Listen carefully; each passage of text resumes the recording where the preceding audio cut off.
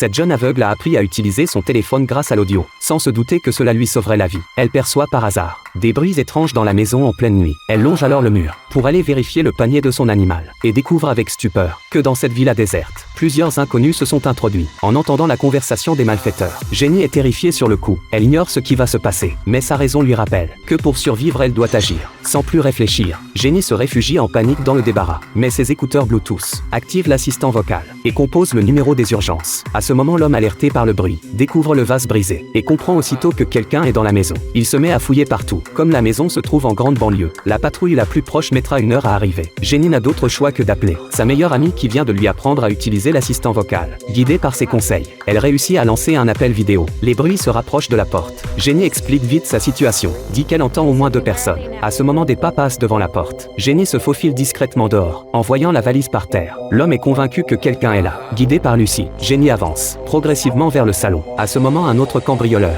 s'acharne sur le coffre-fort. Le vacarme l'empêche de remarquer le moindre bruit derrière lui. Jenny en profite pour atteindre la salle à manger et fonce vers la porte d'entrée. Soudain, le bruit de la perceuse s'arrête. Jenny s'immobilise aussitôt et se cache contre le mur. L'homme alerté par le bruit accourt. Après avoir fait son rapport au chef, il décide de poursuivre les recherches. L'autre continue à forcer le coffre-fort. En entendant leur conversation, Jenny comprend que c'est le moment. Elle sait que la porte est tout près. Alors dès que la perceuse reprend, elle s'élance directement. En regardant l'écran, Lucie est pétrifiée. Mais alors que Jenny est sur le point de sortir et de s'enfuir dehors, la scène suivante terrifie Lucie. Un autre cambrioleur fait le guet devant l'entrée. Le signal du téléphone est aussitôt coupé. Jenny est traînée jusqu'au salon. Les 2 autres rappliquent. Il voit l'appel aux urgences sur son téléphone et demande des instructions au chef. Sachant que la police arrivera bientôt, le chef ordonne froidement à ses hommes d'agir. Jenny est aussitôt jetée au sol. Dans ce moment critique, la jeune fille s'empresse d'expliquer qu'elle n'est qu'une employée engagée pour garder l'animal. Elle ne dira rien à personne. Elle n'est qu'une aveugle qui ne voit rien. Pas besoin de craindre qu'elle reconnaisse leur visage, bien qu'il ait vérifié que Jenny est aveugle. Le chef reste frustré, sachant que la police arrivera bientôt, alors qu'il pouvait emporter 7 millions du coffre. Jenny a tout fait échouer. À cette pensée, le chef explose de rage. En écoutant les cambrioleurs parler, Jenny comprend sa situation, et soudain une idée audacieuse lui traverse l'esprit.